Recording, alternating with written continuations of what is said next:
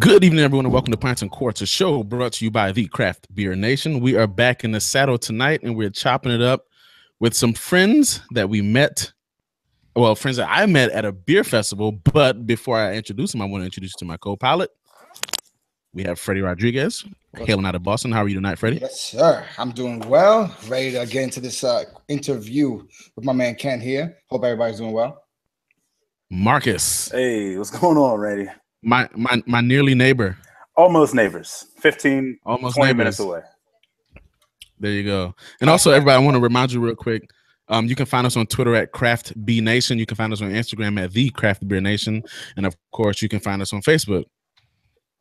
But without further ado, I want to introduce you to our guest tonight, Kent Bailey, owner, Coppertail Brewing. How are you tonight, Kent? I'm doing great. Thanks for having me on. This is a lot of fun already. And I'm just going to go ahead and get this out of the way and let everybody know that I'm drinking a super clean, a super crispy, a super biscuity Pilsner from Coppertail. And when Marcus and I first got on, I was like, I bet they sell the shit out of this in Florida. Product placement. Yeah, it's brought to you in part by Independent Pilsner. So, but yeah, we introduced Independent Pilsner as a seasonal a year or two ago. We released it in the summer, and we just sold out of it like immediately, and everybody wanted to make more of it. And then, so we were doing it as a seasonal again this year, but really before the seasonal run even ended, we decided to just put it in our main lineup. So it's going to be one of our core beers starting next month in September. You know, in this, I'm sorry, go ahead, Freddie. No, I was just gonna say, you know, it's good you said that too, because right, Pilsners, lagers. You go into a brewery nowadays, they have such a variety of, you know, Russian Imperial styles, IPAs, New England style IPAs, et cetera, et cetera. But if you can brew a nice clean Pilsner or a nice clean lager, and there's nothing to hide behind that, and it's well, then you know you're dealing with a solid brewery, definitely. Yeah, and there's something to be said about the fact that brewers still get excited about brewing a Pilsner. Like, yeah, you know, it seems like a average beer, but it's a very technical beer. It is. So like, yeah, and I think it's funny that nothing to hide behind. Yeah, like for a lot of craft beer drinkers, I think they start with the real flavorful stuff, or maybe they start light. You go more flavorful, and then at some point, I think craft beer drinkers do this kind of loop around. Yep. And you're like, all right, I've tried the biggest flavors I can find. Now I want something more relaxed but really well made, and so something I can truly enjoy. Yeah, and so to me, that's what Pilsner is. It's that really more subtle beer that's hard to make. That I don't know. It's my favorite type of beer right now, but I go through phases just like every other craft beer drinker, I think. Yeah, absolutely. Yeah, I know for when me and Randy go to like a new brewery, one that we haven't been to before, the first thing he orders is a Pilsner or a lager. I think it's due to the technicality of it that it's not something you can just, we'll just throw more hops on it and it'll be fine, or we'll cover up this mistake this way. It has to be brewed clean. It has to be made a certain way. Absolutely. And you know what? I can't brew Pilsner this well, but our head brewer, Casey, he can. And so if he was here right now, I probably wouldn't be able to say that because I don't want his head to get too big. But he's not here, so I can say he brews a hell of a Pilsner, better than what I would brew, that's for sure. And that's why Casey's the head brewer. That's why he does what he does. All right, so Kent, before we get knee deep in this thing, man, tell us your story. How did your love affair with craft beer start? Well, I think the first thing that pops into my head is I got to spend some time over in England when I was in college and doing some backpacking around Europe, and that was the first time that I saw or tasted beer that was not like Budweiser, Bud Light, you know, one of the big breweries, and it blew my mind. Like just your regular Bass Ale, the ESBs over there, Guinness, just simple things like that were everywhere in Europe were kind of mind blowing to me. So that opened my eyes to what beer could be. And then I think it was later in life, you know, I moved to California, got into wine for a while. Then I moved to Florida, and then I was watching this little brewery that had just started near me called Cigar City. I don't know if you guys have ever heard of them. And kind of, sort of, somewhere. Yeah, sort of, yeah. Yeah, and so I went into their tasting room, and that's really when my mind was blown, like again, because That's when I really truly tasted American craft beer and the range of flavors available there. And then after that, I was going to my Total Wines and my Whole Food, or not my Whole Foods, because they didn't have a big craft beer section yet, but like my Total Wines and my ABCs, and I was getting Dogfish Head 90 Minute, I was getting Sierra Nevada Pale Ale, I was getting Stone IPA, I was getting just whatever I could, and then it just turned into an obsession from there. All the classics. Yeah, absolutely. So from the pre-show, we found out that you grew up you pretty much grew up in Northern Virginia. You moved down to Tampa. You were flipping, you were cooking burgers on the grill one day, and you were like, I want to open a brewery. Is that how it happened? Absolutely. No. It was probably not that far away from that. But so yeah, my background is law. So I was working as an attorney during the week, and on the weekends I was home brewing beer in my driveway. And I guess I started home brewing beer shortly after I really got obsessed with craft beer. And I was home brewing beer not because I wanted to make my own beer and not buy beer, because I was buying more beer than ever. I started home brewing beer because I wanted to understand how it works, the components and how to make it. So so I was home brewing in my driveway on weekends. During the week, I was working my legal job and not very happy with it. And I was thinking, how can I turn this into my real job? So I started putting together a business plan, talking to banks, trying to borrow money. And then when I bumped into Casey, our head brewer, with his brewing expertise, that's when it all really came together. Because once I had him on board, I knew that I could do it. And so then we took that jump together, Casey and I, and opened the brewery. And we opened our doors. We starting the brewery in 2012, and then we finally opened the doors in 2014. Sweet. That's So awesome. the biggest trend right now in craft beer, I think, well, it's debatable, but it's not. The biggest trend in craft beer right now is kind of in a way. is the New England or Northeast IPA. Yeah, I think you guys have a couple guys in Florida doing that. we do. Civil Society does a great job of that. People are real excited about them. Those guys good. Yeah, definitely good. Yeah. Yeah, and then other than them, I know there's a lot of breweries, like probably too many to name, that are jumping on that. And heck, even we make one once in a while because people go crazy for it, and it's a fun style. Do you have a particular take on that style? Because I know I've come across some brewers who kind of they're purists, right? And I know you just said your head brewer's name. Casey. Casey. Casey enjoys brewing this type of beer, and there are a huge contingent of brewers out there who they feel as if the New England IPA or Northeast IPA is flawed. It's not necessarily the way that beer is supposed to be, but it's delicious. Do you have a particular take on this particular style and where it's taken beer and how people perceive IPAs?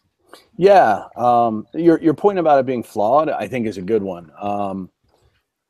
But because it highlights this fact, like any new beer style, anything interesting going on in beer is going to be different than the established style guidelines, right? So our IPA Free Dive that sells really well, I believe one of the reasons it sells is because it is not a standard IPA. It's not in the middle of style guidelines. It like veers way off in one direction. Oh, thanks. And but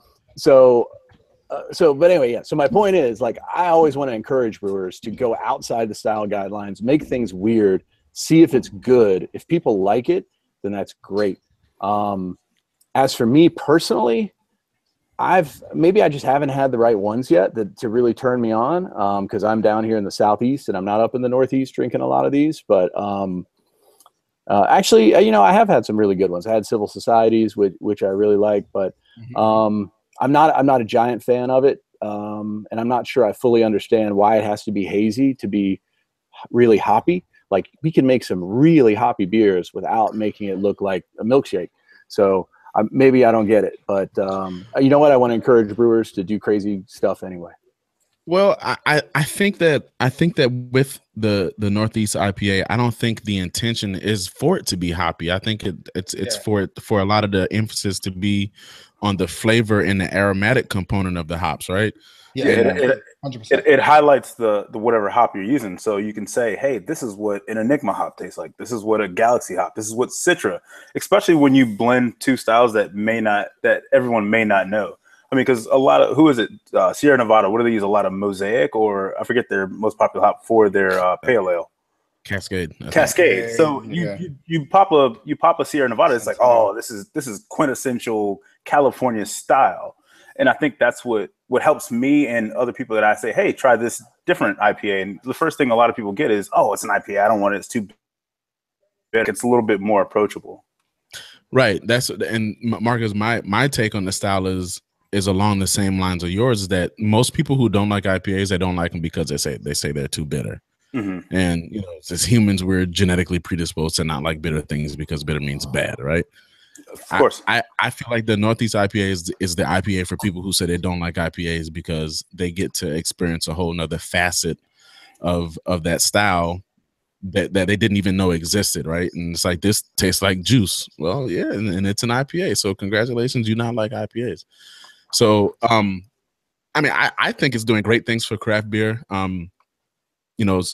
Especially like in Freddy's out of Boston, Mark's and I are Northern Virginia. You got also in Massachusetts, you got Treehouse, and all these other people.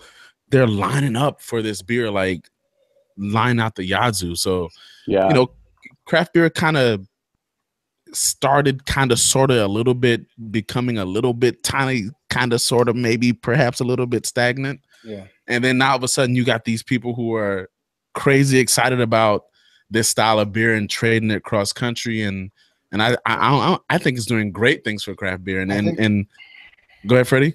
No, I don't mean to cut you off. I was just gonna say, like, I think I'm just kind of chiming on what everyone's saying, but I think it's like the full expression of not only like the craft part of craft beer and the artistry, right? That you're developing these beers, like right when you think an IPA can't really change anymore, that the limits have been pushed, there's something new, right? It happens with Gozas, Blindeweises, stouts. People are just, there's someone's going to come that's going to be, pushing the boundaries, and it's going to become popular, and people are going to, and a beer that you think may have been stagnant or people that don't like anymore, they're going to change it up a little bit. They're going to find new ways to make it fun, and it's going to kick, and it's going to keep going, And again, I think that's just the beautiful part of it. It's ever changing, even though it could be, the same for years, but. I agree. I love that. I love seeing something new. I love seeing the excitement, people lining up. That's fantastic. And also, I'm with you too on the low bitterness, high flavor, high aroma. Because personally, that's what I want in an IPA. I don't want a whole bunch of IBUs. That was my least favorite craft beer trend, was that how many IBUs are in that, and we all want the most IBUs. I mean, so to me, I want low IBUs. I want high flavor, high aroma, and that's a beer. Palate wreckers. Yeah, exactly. Yeah. And to Kent, to your, I'm sorry, Randy, go ahead. No, you got it. Oh, and Kent, to what your point, like when you said like that's what craft beer is about, is coloring outside the lines. It's almost like, it's like music. It's like, oh, I've heard music all my life, and then you hear Michael Jackson, it's like, wow, or you hear Prince, and it's like, wow, and now like you hear different things. It's like, oh, music scene is dead, and then you hear Bruno Mars, and it takes you back. Not that Bruno Mars is the greatest thing ever, but it's like certain types of music can just take over everybody, no matter like, race, backgrounds, or whatever. It just takes over. And that's one of the things I feel like with Randy and with you and with Freddie, is that, when you love craft beer, it's like music. It's like hearing something for the first time all over again, because I like that analogy. Yeah. So can it safe to say you're not a fan of the Reinheitsgebot, right? No, I think people should throw whatever the heck they want in beer, but I think that being said, I think that if you're going to throw something other than malt, water, yeast, hops in a beer, that you ought to have a good reason for it. So for me, like if I see weird ingredients in a beer, if I can taste them, if I can understand why they're in that beer and it tastes good, then I love it. But when somebody's just throwing stuff in a beer to make it sound exciting for the label or whatever, I'm not a big fan of that. Yeah, that's Don't give me a coconut IPA that tastes like your IPA. Exactly. Yeah. We've seen that all too many times. Yeah. All too many, way too many times. Yeah. So How big is your brew house? Let's go back to the brewery real quick. How big is your brew house? Our brew house is 50 barrels. So, yep. I was going to go on and elaborate on different equipment. And I realized you just asked about the brew house, but I was going to list all the stuff. And I'm like, wait, that's not the question. I'll just be quiet. No, absolutely. Go ahead. Go right ahead. Did you start out with a 50 barrel brew house? Like, no, we got. I was about to say, goodness. Yeah. Well, I mean, we kind of did, kind of didn't, depending on how you look at it. We got our license on a much smaller pilot system, and we were brewing on that for about a year while we were building out the bigger brewery. Casey was brewing on a 50 barrel brew house at Flying Fish. Mm-hmm. And so when we were building out the bigger brewery, that's when we really stepped way up and went to 50 barrels. So the original pilot brewery was like a barrel. Wow. And so we were brewing on a real small scale, and then we jumped up to the bigger scale. But I'm glad we did, because Florida's it's a big market, and there weren't a lot of craft breweries then. And so it's been needed, the extra capacity. Ken, let me ask you, how was the learning curve? Like with that kind of big jump from, like you said, like a pilot 1 barrel system to a 50 barrel system? Well, I knew I couldn't do it because I've never brewed on something that size. I've brewed on like a 1 barrel or a half barrel and things like that. But yeah, that's why, Casey was so instrumental, since he was already brewing on a similar system of the same size. There still was a jump because we were brewing all our beers so much smaller. And then when you scale a recipe up, it's not like a straight line conversion. You have to work a little magic on it, as I'm sure you guys are aware. So Casey was in charge of that, and he seemed to handle that, scaling them all up pretty well. So the Florida craft beer scene, it's big. I mean, because it seems like we always get more and more breweries in Florida, right? But however, we'd be remiss if we did not ask you a question about this one brewery down in South Florida that is no longer craft. Did you see it? Did you see it coming? Do you have any particular feelings about breweries who decide to go that route? I mean, I know you got to tread lightly here, because I know you guys are all friends and stuff. So yeah, so I'm gonna go out on a limb, and I'm gonna assume you're talking about Constellation Brands purchasing Funky Buddha last week maybe. Yes. And Constellation owns Corona and a whole bunch of other brands, and I can't Ballast remember. Point. Yeah. Oh, and Ballast Point. Yeah, I forgot about Ballast Point. So, but yeah, we heard rumblings about it in the industry for a while. I mean, we hear that the big players in beer really want to pick up some breweries in Florida right now, that they see a lot of growth potential in Florida. So we hear all these rumors. A lot of us who work at breweries, we get visits from, private equity people and capital funds and things that want to buy breweries. So, but we kept hearing rumors about Funky Buddha being approached by a lot of different people. And so a lot of us were predicting that was probably some kind of deal was going to happen at some point, but nobody knew when, and nobody knew who it would be. So, but yeah, so I can't say that I'm terribly surprised. I think, surely it's going to give them advantages and disadvantages, right? I mean, they're going to have access to all kinds of capital now, and they're going to have access to these big distribution networks, and that's going to be really cool. On the other hand, they're going to be part of a giant company, and they're not necessarily going to be able to steer their own course, but I don't really know what it's going to be like for them. So I guess I'm just kind of speculating at this point.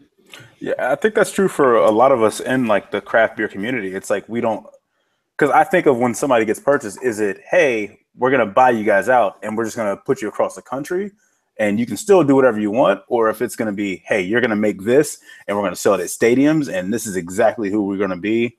So it's always confusing on the other side too, because we don't know what's going to happen. Like, am I going to be able to get Last Snow up here in Virginia because I would like it, or was it Last Buffalo in a Park? I mean, I'll take it. Yeah, because otherwise I'll have to trade for it. So it's always interesting on both sides of it, because it's if someone comes to me with a truckload full of cash and it's like, ugh. Yeah, that's to share my perspective. I used to be in that camp of like hardcore, super passionate craft beer guy, hated everybody who sold out, right? But then Ballast Point sold for $1 billion. And I was like, I was like, if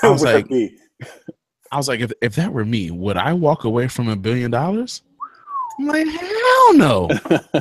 I'm signing that check immediately. So the thing is, like, everyone has a price. I mean, if the price is right, you're gonna sell. I don't blame you for that, because you gotta have, the beer industry isn't the easiest one to have an exit strategy out of if you're not passing it down to someone else. So you gotta have an exit plan. I get it. I'm all for it. However, I'm still a craft beer guy. And if you choose to sell out, fine, that's on you. You did that because you thought that was the best thing. But from my perspective, I'm just not giving you any more of my money. Yeah, you're gonna vote with your dollar. I mean, I'm gonna vote with my dollar. I don't blame you for doing what you do, because you live the American dream. You hit a lick. You're now set. Your kids are probably set. Good on you. However, I can't put any more dimes in that coffer. I think to a large extent, my thoughts are probably similar. I certainly don't blame anybody who's successful with their company and they sell it to a bigger company. I think that's kind of part of what the American dream is. But as a consumer, is it important to me where the product comes from and who makes the product and whether that company is independent? To me, that's important. And I guess I already showed my cards that it was important, like before this conversation, by naming one of our beers, Independent Pilsner. And you have the logo right behind your head too. Yeah, maybe I do. So yeah, to me it's important, and my intention for our brewery, I can't talk about really Funky Buddha's brewery. I love Ryan and Casey and John over there, and I'm sure they made the best decision for them. But for our brewery, what I really want is to stay independent. I want to stay independent forever. I really admire how Yuengling has managed to do things, how they're passing things down to different generations. I also admire companies who've done the employee stock ownership programs, where they've managed to transfer the company to their employees. So I'd be more likely to look at strategies like that when the time comes, rather than trying to sell it to some big company. I just want to point out real quick that not only is the beer named Independent, but the tagline says resist the industrial brewing complex. So I just wanted to point that out. That's pretty damn Who was that? Eisenhower that said resist the industrial military complex? Was that Eisenhower? Yeah, I think you're right. We first used that tagline a few years ago on some T-shirts, and they sold out like immediately. And so we were just like, oh, that'd be the perfect tagline to throw on this beer. So that's dope. Yeah, so, but there's definitely a lot of conversation going on about that right now. Like, we've got one camp of people who are saying it's all about the liquid. If you like the beer, nothing else should matter. We got another camp of people saying it matters to me where the beer comes from. And I don't care which side of the fence anybody's on. I just don't want to see all this heated like fighting and rhetoric you see sometimes on these internet message boards. Like, whichever side you're on, like, just be happy, drink your beer, and we'll all get along. Right. Yeah. So if I obviously, like I said, I'm in Massachusetts. So if I come down to Florida and I go visit Coppertail, can you tell me a little bit about like the brewery, like outside, like, tasting room, if I want to take beer to go, am I able to? It's a bottle, can, crowlers, et cetera, from some people who are maybe not, obviously not from Florida or planning to go to Florida, and want some info. Yeah, absolutely. So we've got a tasting room that's a pretty good size. It's one of the bigger ones in our area. We've got 20 beers on draft at any given time. And then we also have growlers, the can growlers to go. And then we have regular glass growlers available as well. We also have our 6-packs and some special release bottles that we try to keep in the cooler, so that when you show up, what I love is when you show up and you find something there like unexpected that you might not have found at the store. So we try to like just pop random releases out into there once in a while, which is fun. And then we also do tours. And I think our tour is actually a pretty good deal. People tend to like to spend their money on it. It's like $7 and we give you a tour, and our tour guides are known to give you about 3 beers worth of samples during the tour, and it's $7. And so If it was me, I would get the tour every darn time I show up because that's probably the cheapest way to drink. Like Freddie, you just came from the tour. I'm gonna go back on the tour and some things I missed. No, I had one more question about the wort. One more question. Yeah. Let me jot down this note real quick. And then Kent, you guys are in Ybor City, correct? Yes, we are. We're the Ybor neighborhood of Tampa, and it's an old industrial neighborhood, but we're right across from the giant IKEA. So if you know anyone in Tampa, just say, "Where's the big IKEA?" and we're right across from that. Okay. Do you guys do anything like within the local community there? Because I know like Ybor is a very popular LGBT community. What? I stumbled across that. I stumbled right across that. I don't need your judgment there, Randy. I appreciate that. Oh. But yeah, the Ybor is well known for the LGBT. Now I'm doing it for that community. LGBTQ. Hey, sometimes. Yes, and that's part of our neighborhood. So I mean, we really embrace that facet of our neighborhood.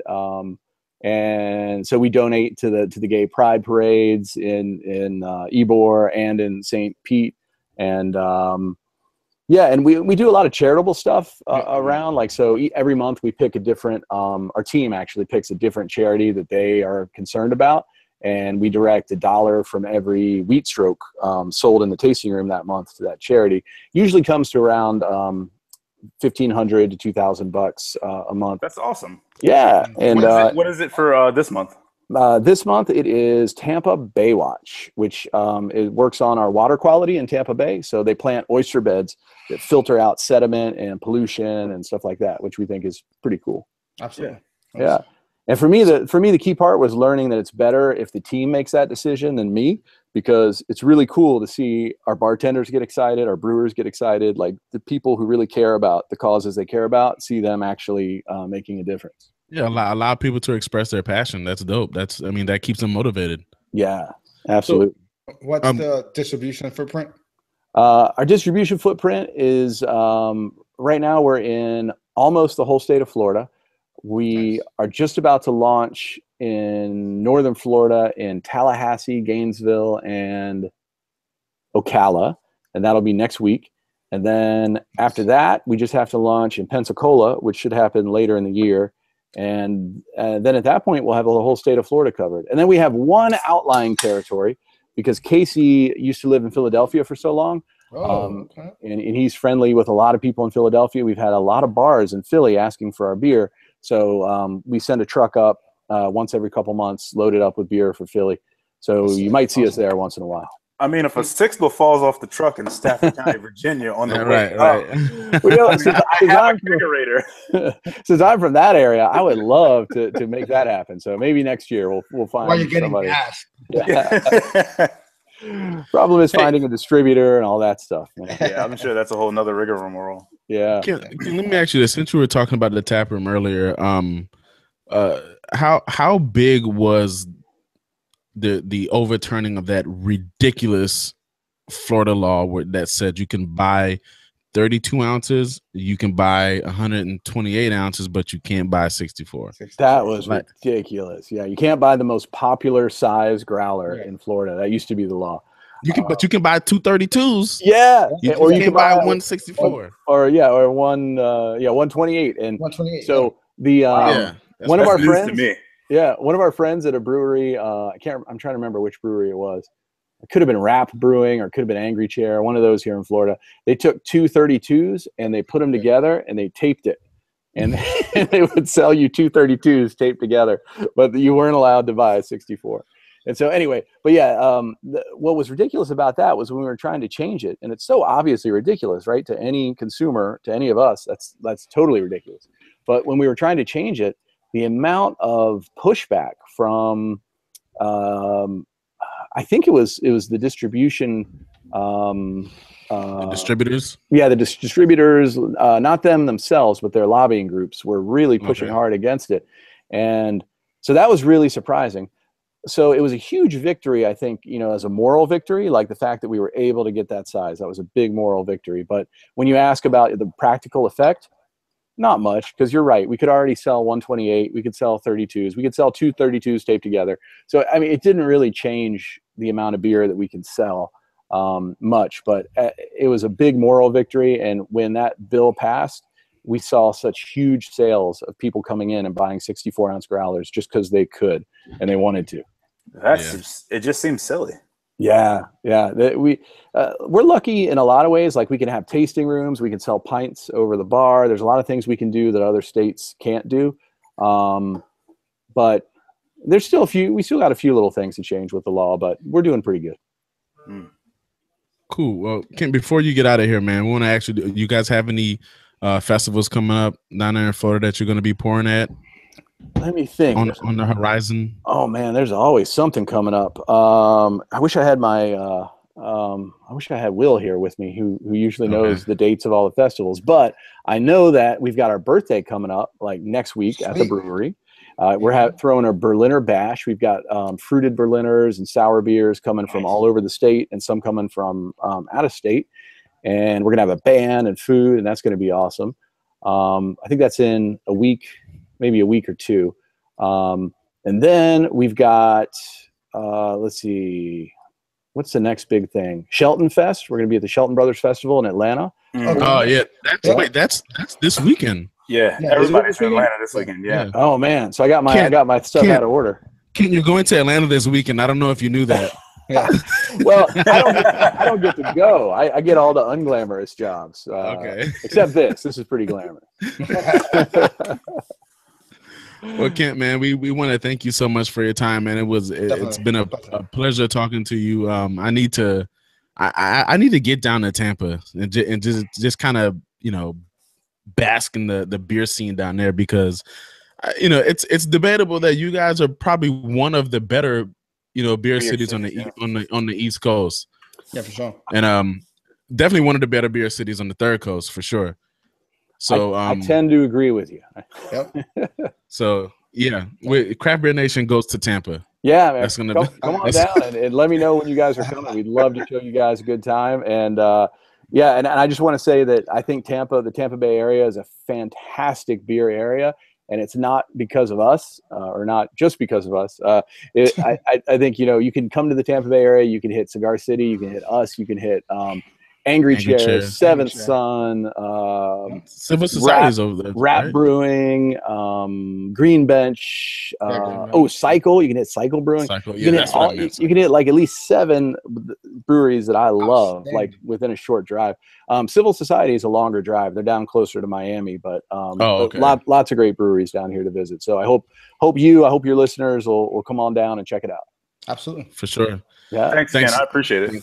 All right. Great talking to you guys. Pleasure, man. So, ladies and gentlemen, be sure to stay tuned. Follow us on social media. We're still in the process of getting some more guests lined up for future episodes of Pints and Quarts, but rest assured, we are working very hard to do so, to get you some new content so you can learn a little bit more about the people behind this beer that you're drinking. But until next time, ladies and gentlemen, find some good friends, find some great beers, and mind those P's and Q's.